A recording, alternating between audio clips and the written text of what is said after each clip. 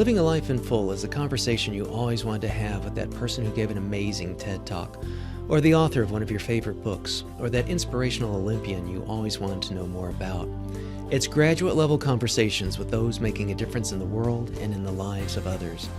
This show brings you new ideas and approaches so that you can live a life in full. I'm your host, Dr. Chris Stout, and I hope you enjoy this episode.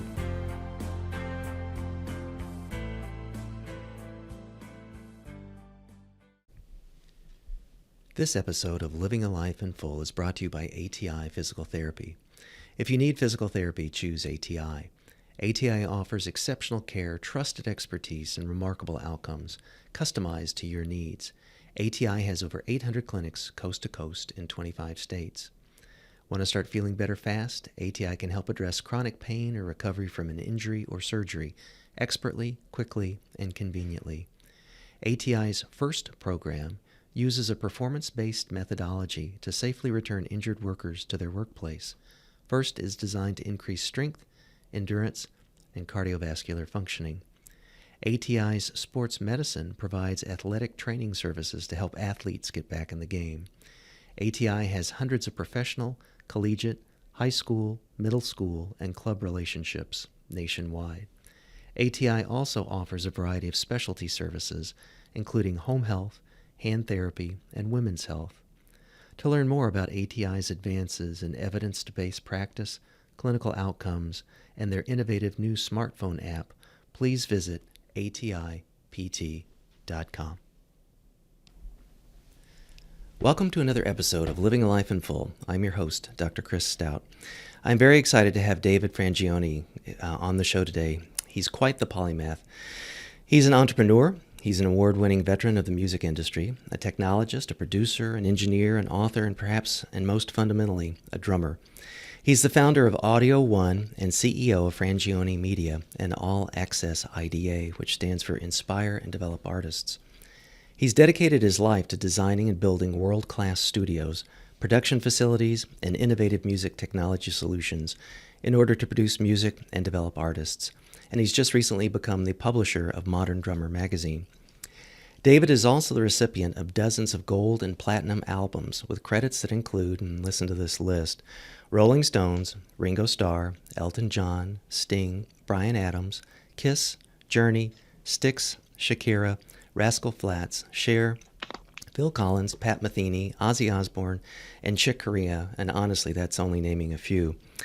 He was the chief technologist for Aerosmith for over a decade and gained notoriety as the technologist for Ozzy Osbourne, having built two of his studios and multiple home automation systems for the rock legend, and has also appeared in multiple episodes of the hit MTV show, The Osbournes. David has also written 3 bestsellers, including Clint Eastwood Icon and his latest, Crash, which, believe you me, we'll do a fun deep dive into. As a philanthropist, he served as a board member and musical director for the Little Dreams Foundation with Phil Collins. He's also participated in Musicians on Call and worked with the Irie Foundation and established the Frangioni Foundation, a nonprofit which David established to help children through faith, music, mentoring, and of course, drumming. Hey, David, welcome to the show. Great to be here. Thank you. You bet. Very excited to have you on. So just maybe to start and set a little bit of context, you and I were connected through a mutual friend, Michael Sheehan, who's also been on the show. How do you guys know each other? I've known Michael for almost 20 years. We met in South Florida, and then he moved to New York, and we kept in touch, and our paths just keep crossing. That's very cool. It was nice of him to make the connection, and doing the research and learning more about you was fantastic. So I'm anxious to have a chance to get in and do a deeper dive. So I have to admit your life is really full. So I'm going to jump around a little bit to cover some of the questions that I have. But I guess maybe one of the things I'm most curious about from your intro is how does one become the chief technologist for Aerosmith and Ozzy? Well, it starts with really working hard to know your craft. And I'm from Boston, where Aerosmith was based and has been based for pretty much their whole career. And I was working really hard in Boston and got referred to them, and was just able to contribute enough that I worked with them for a long time, still work with them. So But I was in-house with them for over 10 years. is it working in the studio with putting songs together, or what does a chief? I know from like the business world of like what a chief technology officer does, or in healthcare, but what's it like in music? In music, it's a one-man show. It's basically, it allows Steven and Joe in the band to focus on writing and creating, and I, run the equipment and am just, doing all the different aspects from engineering to programming to MIDI routing, everything that has to do with how the studio functions, so we can capture what they create and we can give them the instruments to create.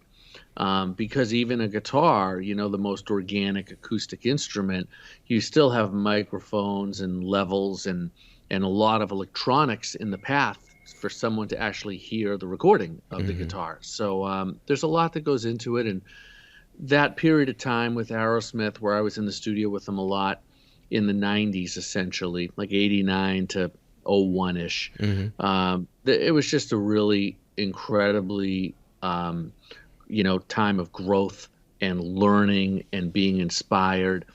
And even though it was very technical what I was doing, it was also very creative. And it was just an incredible time. And then what ended up coming out of those years were Aerosmith albums that I'm really proud to have been a part of, like Get a Grip and Just Push Play and Nine Lives. And, it was just some really great music that we had a lot of fun and put a lot of work into making. Wow, that's great. Well, let's maybe even dial it back a little bit further. I know I want to talk about what you're currently up to and future projects as well, but maybe just again for context setting. I know that when you were young, you had a medical issue that you and your family had to deal with. Could you share that story with our listeners? Yes, it really shaped my life. When I was 2, I was diagnosed with retinoblastoma, which is cancer of the eye. And as a result, my right eye had to be removed and a prosthetic was put in its place, a removable prosthetic. So multiple traumas essentially came from that.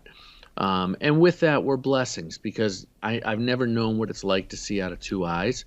So I think that was a blessing, because I think it's a lot harder to lose vision in an eye later in life than only know that. And it strengthened my left eye and my other senses as well. And it really was what got me in touch with how much I love music and later on technology, because I was a loner and, I was dealing with the hospitals and the doctors and all of the trauma that went with, eye cancer and being that young. And I found music as a refuge. And don't ask me how a drum set appeared in our house, because we don't have a musical family. We didn't have one. And at, right before I got diagnosed with retinoblastoma, there's pictures of me beating the heck out of a paper drum set. So it really was with me from, the 1 year old, 18 months. I mean, just really, I don't know why. People say that when you have a career in music, that you don't choose the music chooses you. And somehow that was the case here too. So being a musician then, in doing my research, I found that you were actually playing gigs when you were like 12 years old. Do I have my facts straight? Yep, no, you do. Wow. I was playing from a very young age. My parents were very serious about anything that you were going to do. You had to do it right, and you had to be the best at it. So they insisted that I always take lessons, learn how to read music, and I was either going to play the drums for real, or I wasn't going to call myself a drummer. There was no fooling around with anything in my house. No half So measure. no way. So I was playing, on a practice pad, and learned a little bit of piano, and learned to, started studying the drums in elementary school with the in-house school music teacher, Mr. Hurwitz. And then they saw that I was really serious about it. Now I'm about 8 years old, and I was playing on phone books and practice pads, and I would take drum set lessons every Saturday, and at the local music store. And I didn't even have a drum set. I would play the drum set drums, essentially the different tom toms and snare, etc., on phone books and the practice pad. And then Wow. once my parents saw that I was practicing and that I was really going for it, even without drums, they saved up, because we come from very, very modest means. Hmm. We really didn't have a lot of material things at all, but my parents worked real hard, and we always had a roof over our head and a and a meal, Hmm. and so they saved up and got me a used Rogers Pink Champagne drum kit, 4-piece kit, Wow. and took it from there. That's amazing. And then you also, a few years after that, started your consulting business and getting your entrepreneurial chops going that you're obviously still doing in some probably different ways today. But what was that about? What was your first business doing? Well, I found that I liked business a lot, and when I started playing gigs, I became the leader of the bands pretty quick. I just naturally kind of took control and started, booking the bands and dealing with the club booking agents and in some cases the club owners.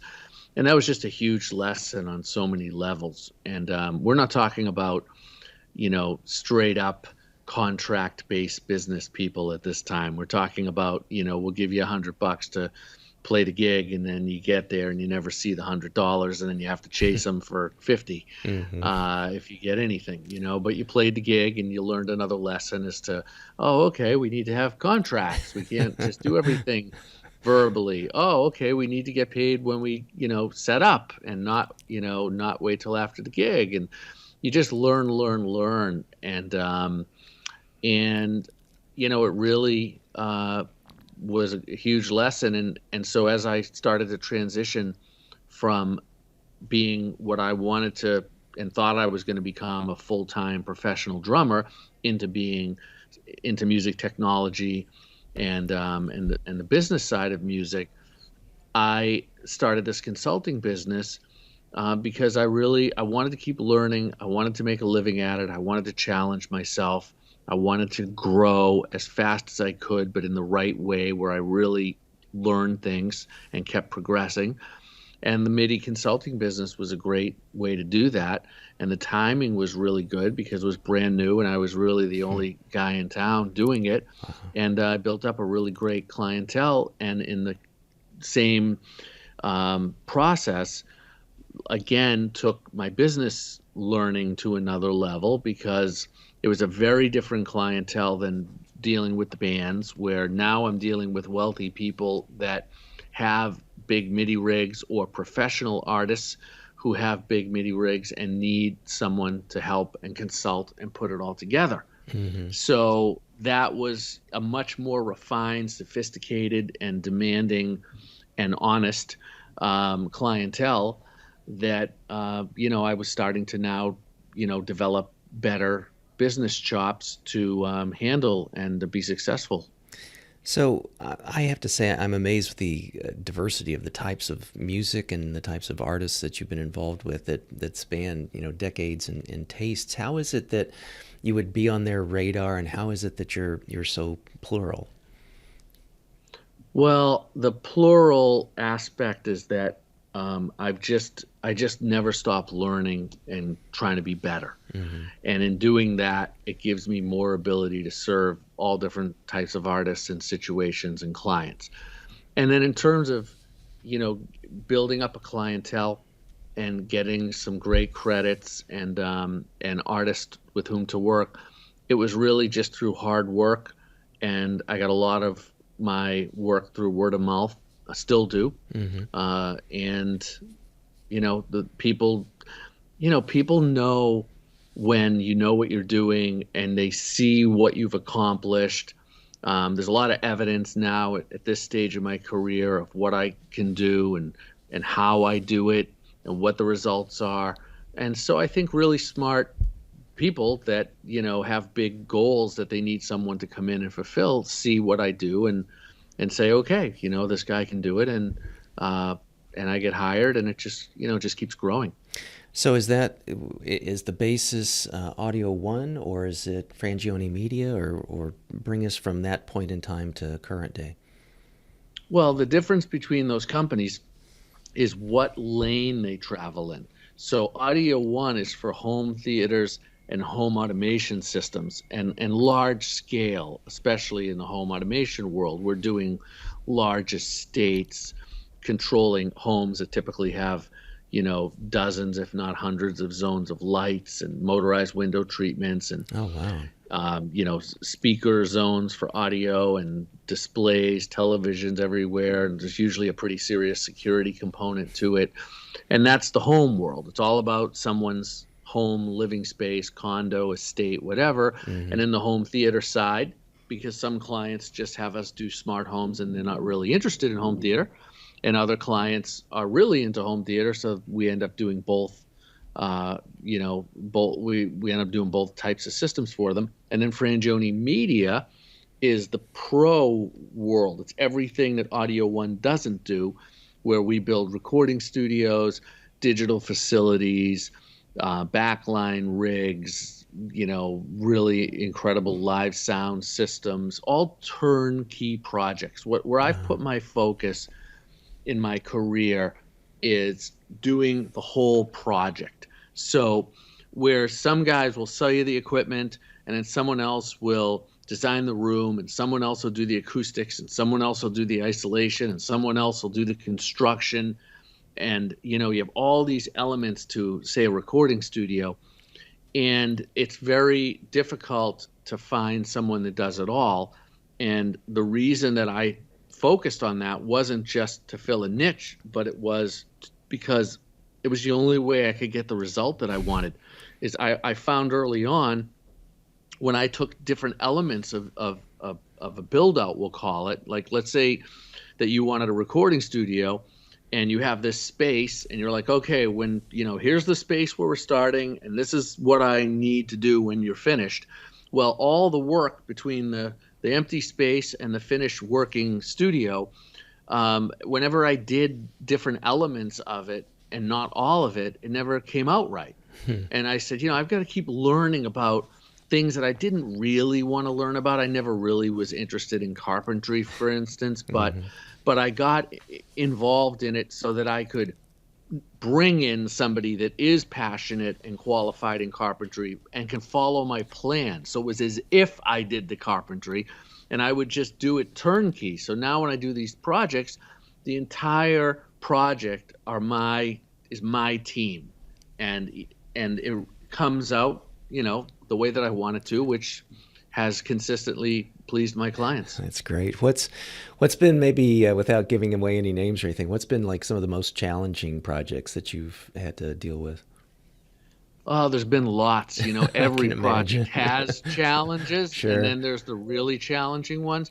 I mean, some of them have been really challenging because they've been in remote locations. I've done really, really big projects in Africa and some really big projects in the Caribbean. Wow. And in the Bahamas. And when you go offshore, of course, I'm based in the States. I was in Boston, but I moved to Miami over 20 years ago, so I'm now based out of South Florida. And when you go offshore, and especially as you get a little more third world in terms of what's available in that city or country, a lot of challenges start to mount just by default, right? There's no Home Depot down the street, if you're missing a part. So Right. It really gets your organizational systems perfected, because once you can work in those locations, the efficiency level when you have a lot of resources really goes even better and better. And then I've had a lot of technological challenges that clients have posed to me. I mean, I remember really, really early on, a really famous person asked me, they said, this is like in the early 2000s, we can't have a window in this part of our home. And so we want you to put a high def camera that gets us the view we would have if we did have a window. And I want you to put a display so that it's like a window. Wow. And, the technology was nowadays that's much easier to do. You've got such high resolution, Mm-hmm. technology available, and especially in video.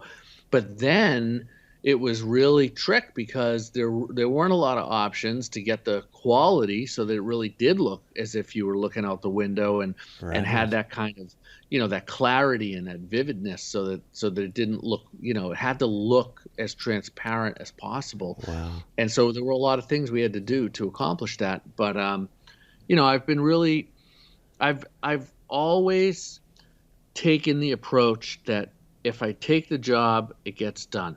So Mm-hmm. I've never had a project, and I know this sounds, exaggerated, but it isn't. It's just a fact. I've never had a project that I couldn't accomplish. Wow. And so, with all the technical challenges that we're talking about and that I've experienced, they've all been met. And if I saw a project that was not, that I really truly, there wasn't a solution because either it wasn't cost effective and realistic or the technology just wasn't ready yet, then I would always put forth, here's what we can do based on the vision that you have. And always find a solution or give the client the option to say, oh, okay, well, it's just not ready for what Mm-hmm. I have in my mind. So we'll wait and we'll do it when it is ready. And so it just leads to happy clients. That's great. So, do you sort of have a vision on the horizon of like what next technologies are going to be here in 15 minutes kind of thing? Well, I'm working with one that I think is going to be groundbreaking, and that is in the recording studio and acoustic space field. And if you think about it, it's pretty easy to understand what a recording studio is. Most people know that by now, Mm-hmm. but they don't really think about acoustic spaces, like how many different places you need a proper acoustic space. You could need one at a hospital where you need a quiet, proper treated space. You could Mm-hmm. have one in a stock brokerage firm where you need a yoga room where you have to decompress and you can't have the outside noise interfere with it. Broadcasts, all the types of rooms you need in order to edit material.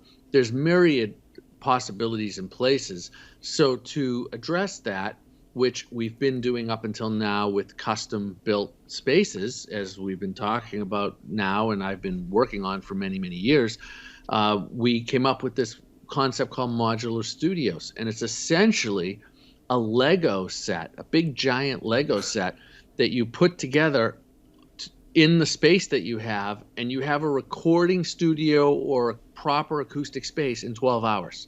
Wow.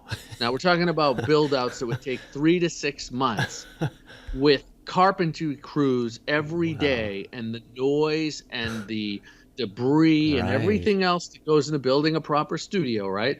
And we're talking about replacing that with two guys could be wearing a suit, and they put this big Lego set together, and you've got a space. So That's I think that's the future, and we're putting a lot of energy into this. It's not released yet. We're actually just rolling out now our first round of products, so it's very early, but it's going to be the de facto standard within the next couple of years. that is brilliant. Well, let us know links and stuff. We'll connect that up into the show notes as well too. That just sounds pretty amazing. I really appreciate the fact of just the demolition process or the building process and the just all the, like you were saying, like the stuff that you never really think about. You think about the finished product, but you don't think about the mess and the time and the hassle and whatever's that can happen on the way to getting there. That's brilliant. Well, Thank you. let's shift gears a little bit. I want to talk a little bit about All Access IDA. So, the IDA team seems to have worked with a number of impressive list of stars. Tell us what it's about and what its goals are.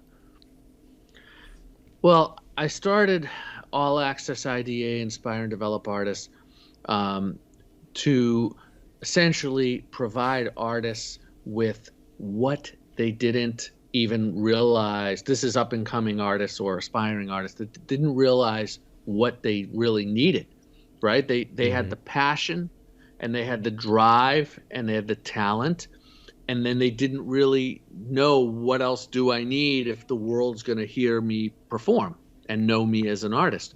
So originally, a very brilliant producer and songwriter named Rudy Perez inspiration of mine.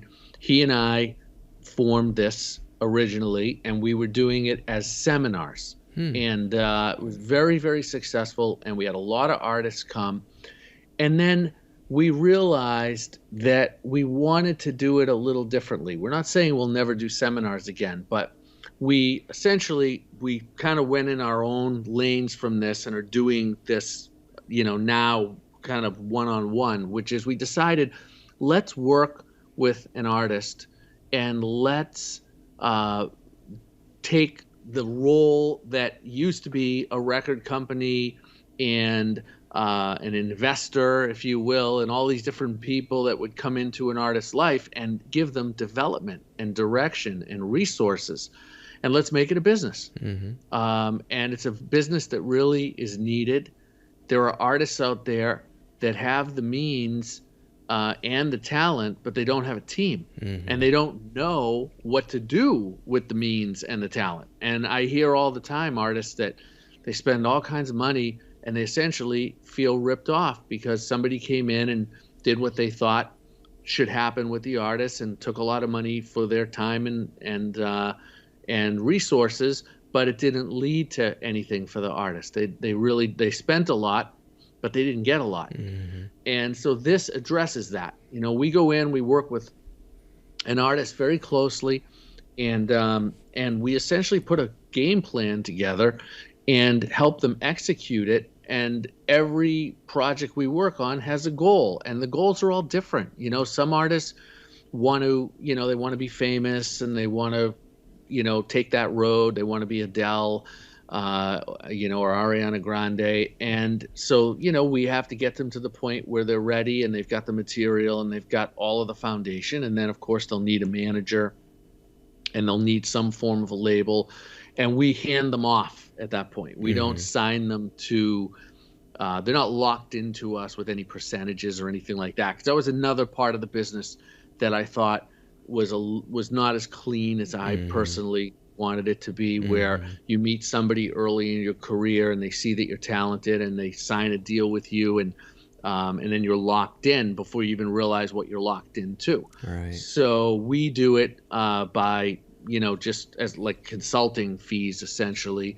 And then when you finish with the work that we do, you're free to go and work with whoever you want, and you'll have 100% of your art and ownership. And I just think it's a win-win for everybody. And the artists with whom we've worked, it's been a very successful relationship, and we've been able to accomplish whatever goals the artist has. And they're all different. We have clients that the parents, a lot of times the parents come to me. It kind of starts there because the artists are, fairly young, either teens, so anywhere from early teens to early 20s. And the parents are kind of running the show, as they should be, on, what, this is what I really would like to see happen for my child. And sometimes it's to get them through an addiction.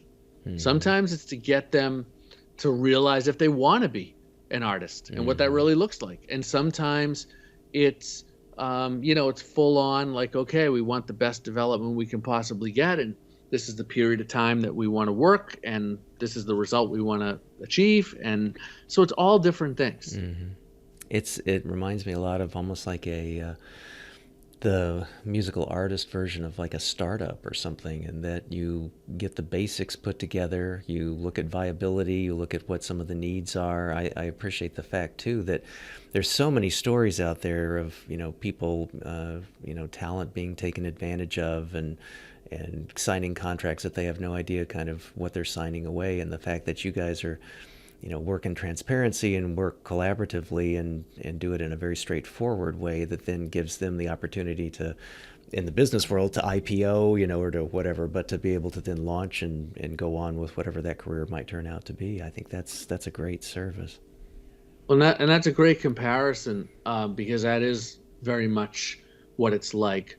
Well, and it's And it's I like, think that's one of the reasons it works. yeah, it's like there's no guidebook out there to say, well, how do I vet a contract? What's good? What do these, terms mean? People, 18-year-olds, 16-year-olds, even with well-intended parents, oftentimes don't know, well, do I get an entertainment, attorney to read this contract, and how do I find one, and how do I know that that one's, the right one or whatever? So I think that's a great perspective and great service.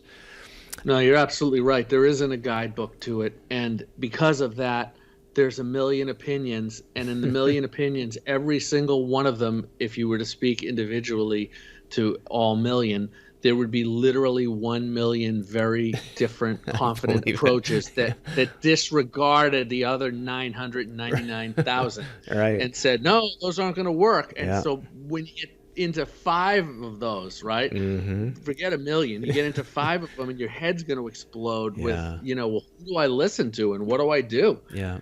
And so, when I work with a client, that's solved because I'm the quarterback, and I'm the coach, and I'm the person you're going to listen to for the period of time that we have this game plan in place. And then from there, you're going to get your result, and you're going to go on to the next step. I really like that. So I want to shift gears again a little bit. On your website, you talk a lot about escapism as kind of like a perspective philosophy. Can you tell us what the thinking is behind that concept and why it's so important to you? Well, escapism is what all of us do when we essentially, want to just get out of our routine or accomplish something that's fulfilling.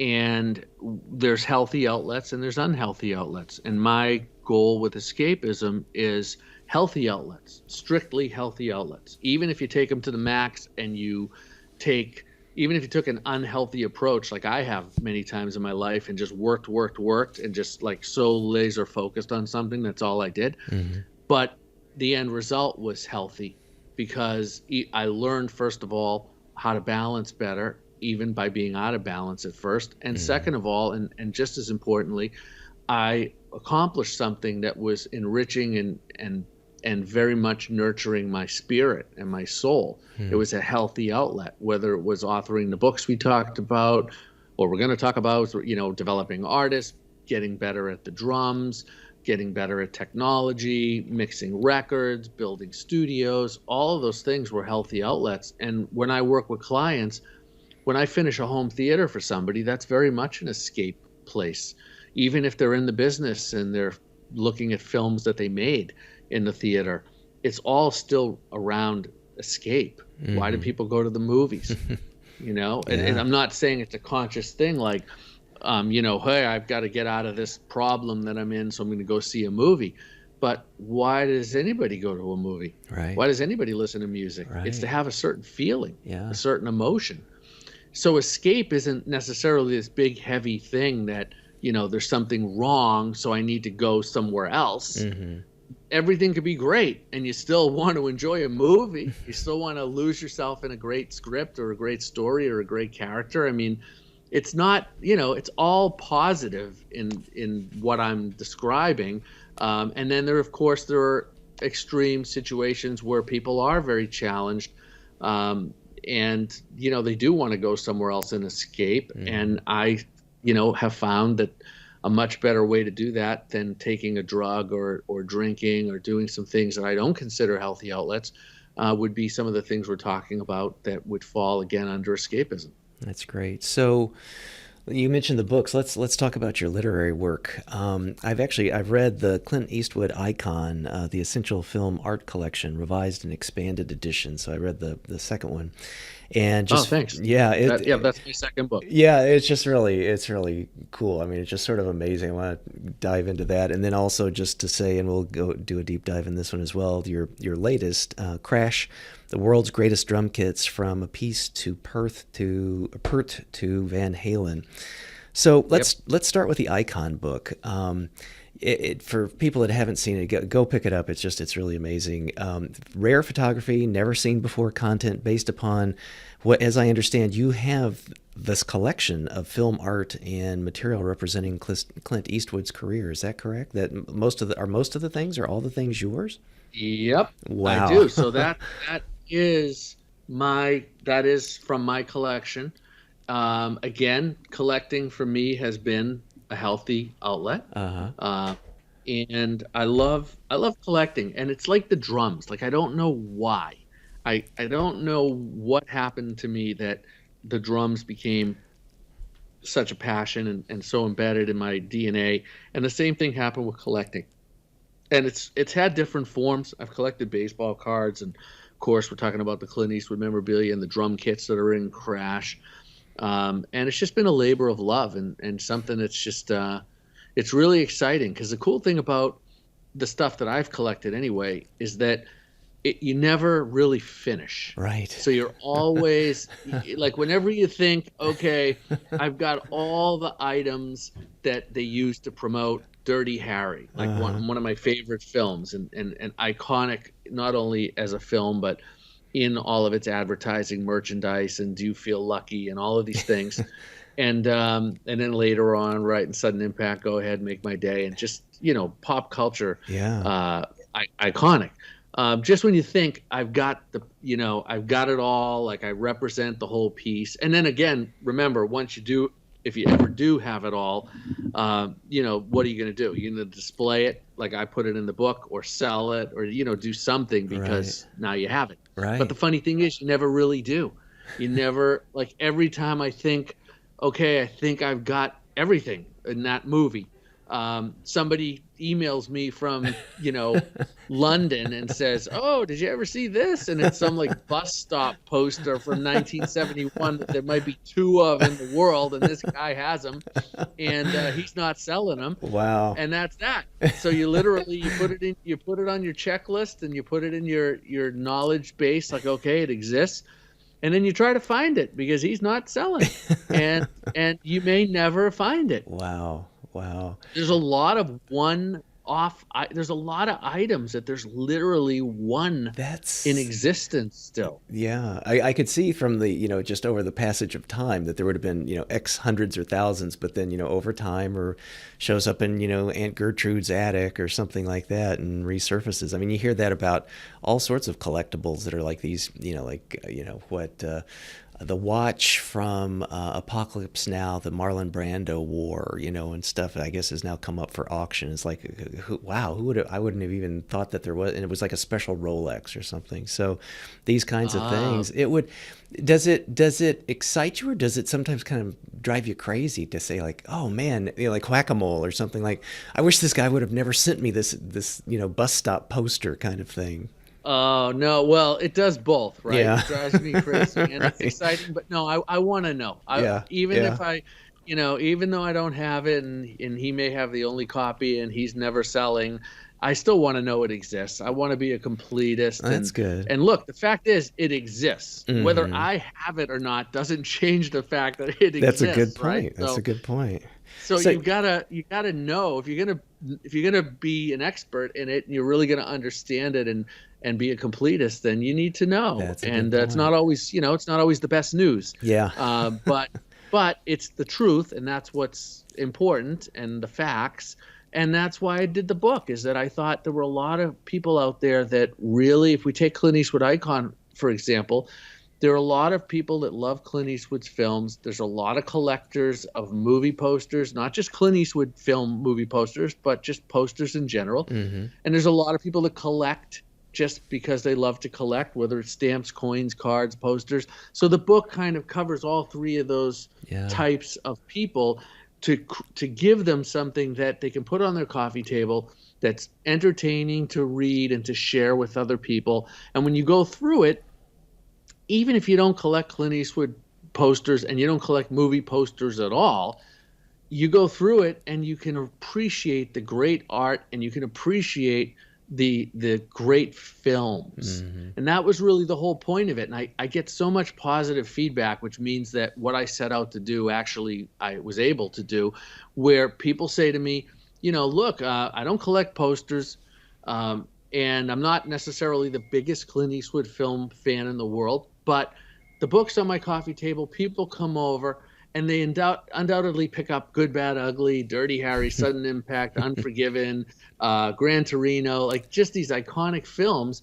And it's just great. People Yeah. talk about them and relive memories, and it's just awesome. So what's your collection up to now in terms of pieces? I don't keep. I know for the book in the promotion we say over 10,000 pieces Right. because we wanted to establish that this was a vast collection. It's not a passing But fancy. yeah, and I don't really. I can't tell you an exact number. I go movie by movie and try to get all of the different items for the different movies. And what I was doing is years ago I was running out of space, Hmm. and so to kind of to offset that situation, I started to sell different movies that I didn't want all the different items for, and I just kind of Hmm. stuck with the spaghetti westerns and the five Dirty Harry films as my main focus day to day, Gotcha. just because of space. Clint's done so many dozens of films, and there's Yeah. so much material on every film. Yeah. Because remember, it's not just U.S., it's the whole world that these Right. films come out Yeah, I've with this seen. material. Yeah, I remember seeing like, especially like some of the Japanese language ones and stuff. It's like, it's kind of cool to see them in a different language as well too. Oh, it's great. And it's so cool to see how in the different countries the approach to marketing the movie and telling the Hmm. movie story in this material, how different it is. And it's really interesting. And then of course then we went to Crash, the World's Greatest Drum Kits. And that book, of course, is dear to my heart because it's drums, but Hmm. it's also a collection. And that collection was for me more about preserving the drums and Hmm. not having these kits just kind of go the way that so many drum kits end up, which Yeah. is dismantled and kind of gone forever. Wow. Wow. Well, But these kits will be preserved, and people will be able to enjoy them long past our lives. well, it's sort of like it seems like the stuff that you see a lot in places. Like I even saw like, gosh, I can't remember. It was uh, Jimmy Page's guitar or something. Some record company went public or something with the NYSE, and they had in the offices of the NYSE his guitar, signed and like mounted. And it's real easy to have a guitar be a piece of art, or a little wall sculpture kind of thing. It's a different beast, for drum kits and things like that. So I want to, you've led us over into Crash, so I want to use a quote of what your book has been described as. So, quote, the definitive illustrated history of the drum kits of rock and roll legends and the ultimate photographic guide to the world of rock and roll's most famous drum kits. Featuring images from live concerts, outdoor festivals, and private recording sessions, the spectacular volume captures the personal connection between artist and instrument. And I have to say, I mean, it is beautifully photographed, and it's so the way that your research in it was just amazing. And I loved where you had opportunities to do it, of like what the drummer looked like, in 1976 or something, and then the drummer playing, at some other gig in 2015, and it was just wonderful to kind of see that history, which I find, just personally, kind of fascinating. And then it never occurred to me until Crash to know like the makes and the models of the kits, and then to learn the histories of the kits and the special characteristics, and then in most instances of what's in your book, the significance to rock history, and then the backstories of the drummers and the backstories of the histories. And I am a big fan of this book. It is just beautifully photographed. And whether or not you're into rock and roll, whether or not you're into music, or any of these one things, still people are going to enjoy this book because it is just so well crafted. And again, David, I have to circle back to you to go, what can't you do? It's sort of, I mean, honest to God, I know how hard it is to write, and to write what you wrote in that book and the way you did it and the amount of research that must have gone into that. I mean, you go into the esoterica of stuff. Is like, how did he learn that? How did, this is not that I'm a rock and roll historian, but I mean, you did just an amazing job on that. So tip of the hat. Gosh, how did it? Thank you. I mean, I know from the collection, like you said, but tell us about how you did it. How you did the stories, how you sourced the historic photography, how you put the stories together. Well, I first of all, I had a great team, great publisher, Insight Editions. Mark Weiss, world famous rock photographer, he shot all the drum kits at my museum, and I just had some great people working on it. And so I think I've learned that it's one thing to envision what it is that you want to accomplish, but it's a whole nother vision that's just as important, or more important in some cases, but certainly as important. That second vision is how and who. And sometimes the how isn't even as important, but the who is critical. Uh-huh. And that's really the same with the book. It's when we talked earlier about when that I do turnkey projects and bring a team in. It's the same thing with the book, where I first I had the vision for the book and what I wanted it to accomplish, what I wanted it to look like and be for people. What, why did they need to hold Crash in their hands? What were they going to get from it? And all the things you described, which thank you very much, was very eloquently said. And I appreciate the compliments. All the things you described were, really what we targeted to accomplish. So somebody had a really great, fun, rock and roll drumming book. And again, it's not just for one type of person. It's not just for drummers. It's not just for collectors. It's not just for rockers. It's for all of those different kinds of people. And it's a great coffee table book, as Icon is, where if you're not interested in any of those things, but you just have a general interest in music, you collect guitars, or you don't collect anything, but you just like music, it's a cool book to have, because you open it up, and if you don't read any of the text and any of the research that you mentioned that I had to do, and my team and I had to do, then you still have a great book. And that was really important to me, is I wanted the visual experience of my books, at least the first 3 that I've done. I wanted them to be the statement. I wanted you to be able to thumb through them, and if you didn't read a word, you really enjoyed the book. Yeah. And I have to say, but if you did read, you enjoyed the book even more. Right? Because some books are pictures only and there's just little captions. Yeah. But I wanted this to be both.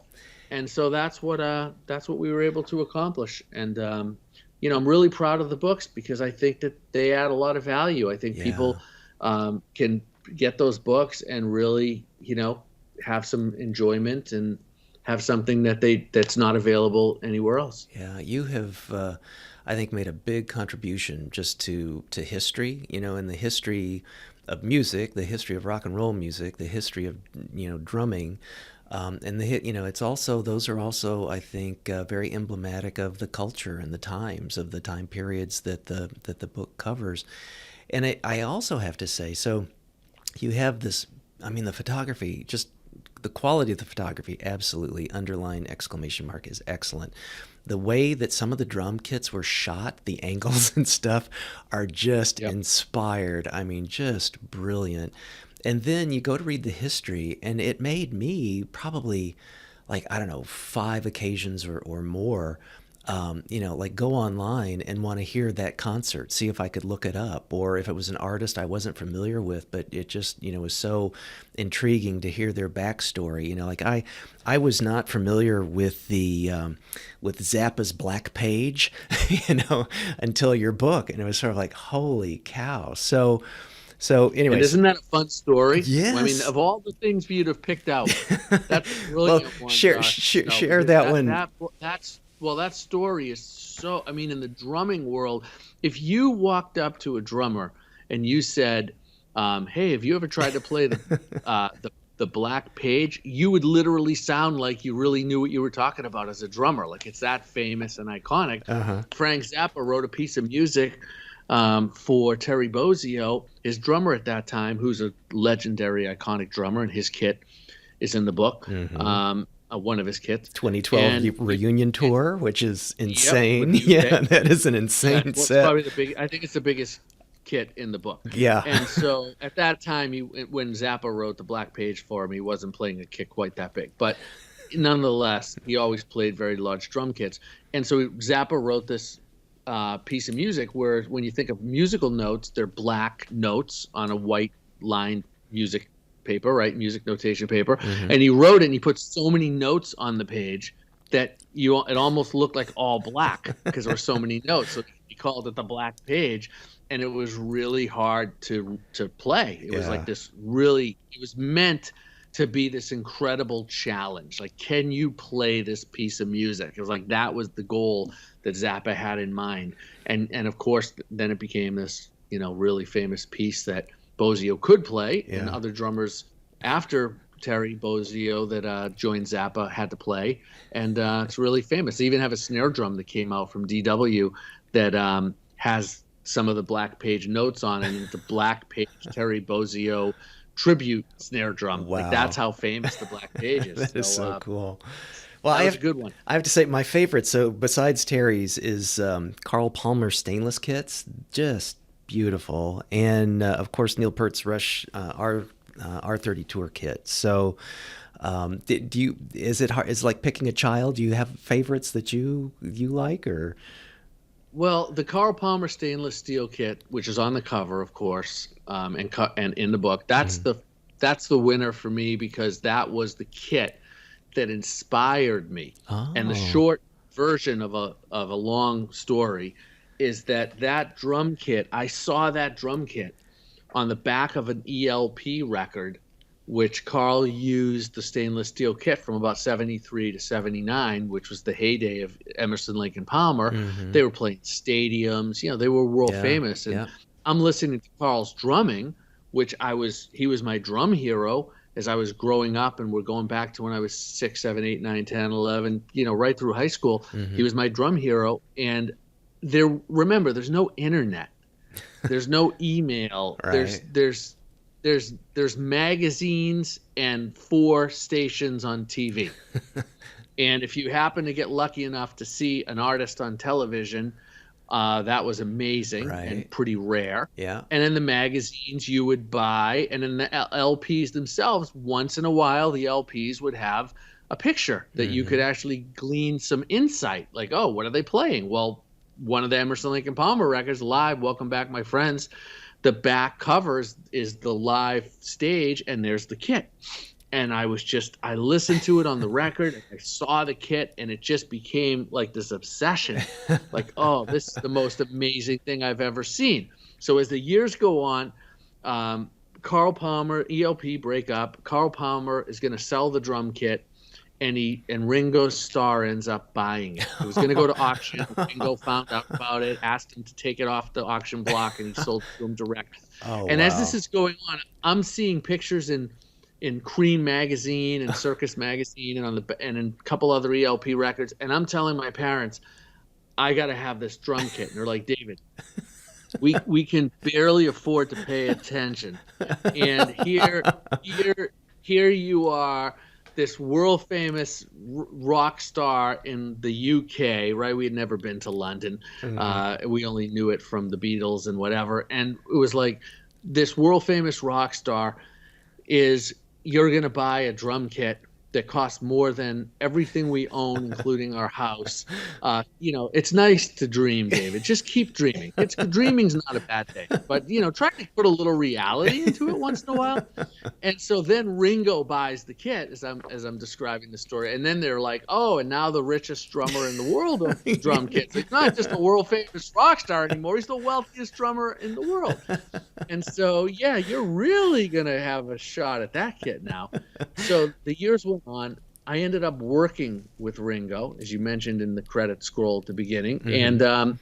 And I was when I got inside his camp, his inner circle, and I was building studios for him and doing some things, I inquired if I could buy the kit. At that time, I didn't think I could afford it, but I thought maybe. I had no idea how much it was worth or what it was going to go for. Uh-huh. But I just had to ask because I couldn't believe, like, here I am with Ringo Starr, And everybody else around me was like, oh my God, get some great Beatles stories, get pictures, get this, get that. I just wanted to know, where's that drum kit? Right. So he, of course, he wouldn't sell it. And so I went on working with him, and then I finished my project with him, and then, I kept going. And in 2015, he has an auction. Ringo Starr and his wife Barbara have an auction of all kinds of belongings of theirs, including his Ed Sullivan Ringo Beatles kit, which sold for over $2 million. Wow. And in that, he puts the Carl Palmer drum kit. And I can't believe it. And so I just thought to myself, I'm going to do everything I can to buy that kit. And I prayed, like I pray every day, but I think I was praying 15 times a day, because what I was praying for was that some really wealthy person was not going to come in and bid, right? Because if Jim Irsay, the owner of the Colts, who's a multi-billionaire who bought the Ringo Beatles kit, the Ed Sullivan kit we're talking about, for over $2 million, if he jumps in, then I'm done. Yeah, right. Yeah. So I'm just praying that this is like the lightweight part of the auction, and so I got really lucky and got the kit. And no kidding. Here I am. Wow. My parents even are looking down, going, David, you've done some remarkable things, but I don't know how you pulled this one off. So. Wow, that is a fantastic story. Thank you. So, I also, so I mean,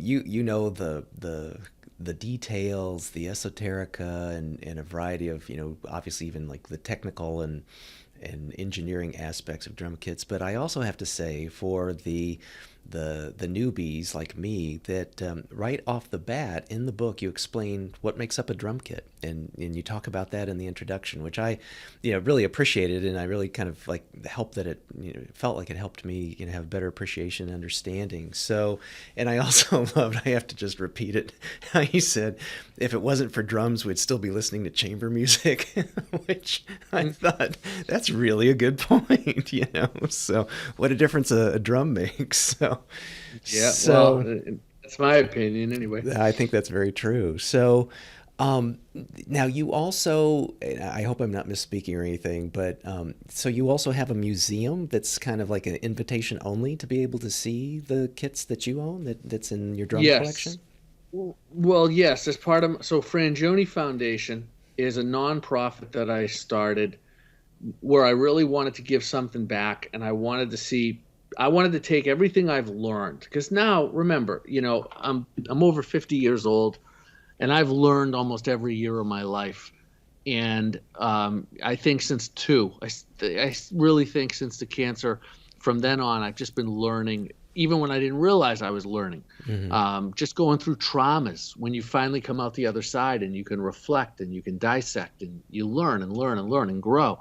So I think that I'm able now to put a curriculum together and actually take what I've learned and put it in a format that can help people and help them very quickly. And now they don't have to go down all the wrong roads and all the bumpy roads as much as I had to, because I figured some of these things out for them, and now I'm presenting them in a way that's much more efficient and very inspiring. And so I started Frangioni Foundation to deliver that, and in the process put together this drum museum, which is a private museum, and the foundation's nonprofit. It's a 501c3, but it is a private foundation. And we're changing people's lives. We're changing kids' lives, and we're just getting started. So hopefully I'll be able to get some really good donors to come in and keep the thing alive, because the fact is that I've been running it through my own work and give back for over 4 years, and it's really not sustainable by just me at the level that I want to do good. So that's the next phase right now, is finding some really generous, inspired donors who can help us really fulfill the mission. That's great. Well, hopefully, maybe some listeners will be able to connect up and do some help with that. So, and is it so like, do kids get to come in and play on some of the those drums or celebrity owned? Absolutely. And Wow. not only come in and play, but they come in and play, and the drummer comes with them in a lot of cases. Oh, So we'll have, wow. we have the drummer from Styx, Todd Zuckerman, very famous drummer, an amazing friend and drummer, and he'll come in and do the master class. Drummer from Kiss, drummer from Black Sabbath, drummer, Jeez. Wow. B-52's drummer, Ariana Grande's drummer was in. Wow. We've had so many amazing drummers come by, Rascal Flatts, Jim Riley, and just great drummers come in, and they love the museum and they love what we're doing, and they love sharing their knowledge and experience. So it really is unique and great, in a meaningful way. And the whole Hmm. goal is to let's inspire the next generation in a really healthy way.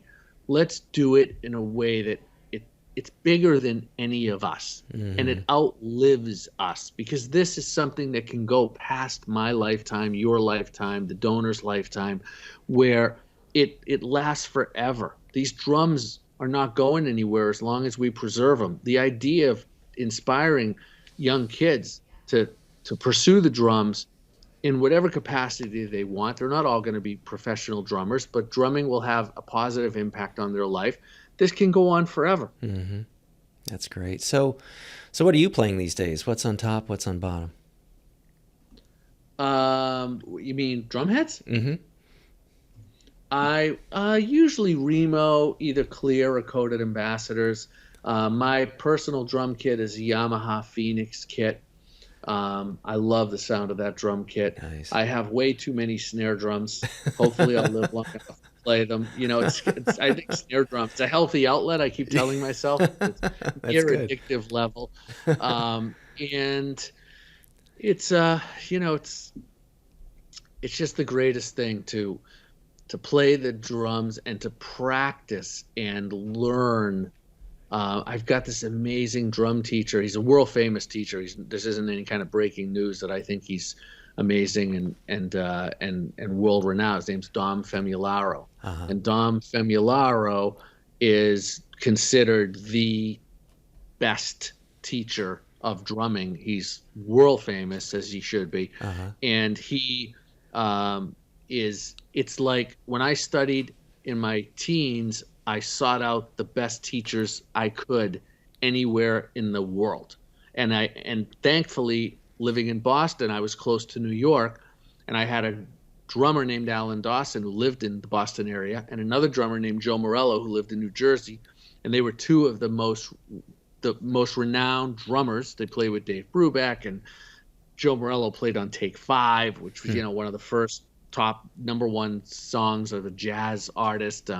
Iconic music that these drummers played on, but they also were just as amazing as teachers. Hmm. And their teaching was the foundation for so many great drummers.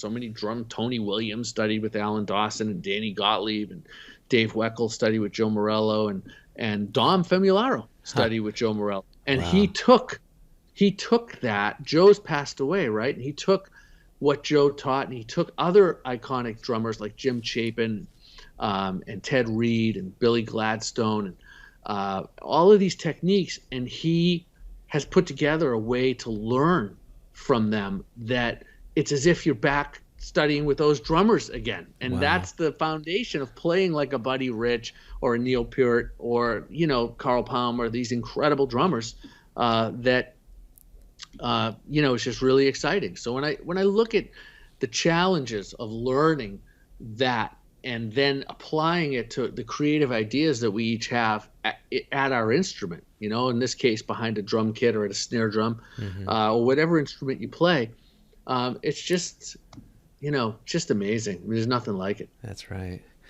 Well, David, gosh, thank you so much for sharing your intelligence and your talent through the world, through your technological innovation and your music and your creativity. I feel like those kinds of aspects just, we're all made better because of it. So just really a sincere tip of the hat. I appreciate the the fact of you wanting to share these things, and not just the motivation to do it, but the follow through and having done it so well. Again, I appreciate the toil that putting out a book can be, but I can't imagine the resource that you've done with both Icon and with Crash. It's just really they in and of themselves are works of art. So for people interested, Thank you bet. For people interested in learning more about you and your work and your books, or that might have a project that you could do from end to end on, that sort of a thing, what are the best places to reach out and connect with you? Well, davidjfrangioni.com, at David Frangioni are my socials. And of course, audio-one.com is the website, all spelled out, ONE. And yeah, that's where you'll find what I'm up to. Awesome. Good. We'll put all that in the show notes, and we'll probably throw in a couple of YouTube videos and stuff too as well. So, David, thanks so much for your time, your generosity, and for being on the show today. It was really a blast. Well, thank you. It's a great honor to be here, and thank you everyone for listening, and thank you for the great interview.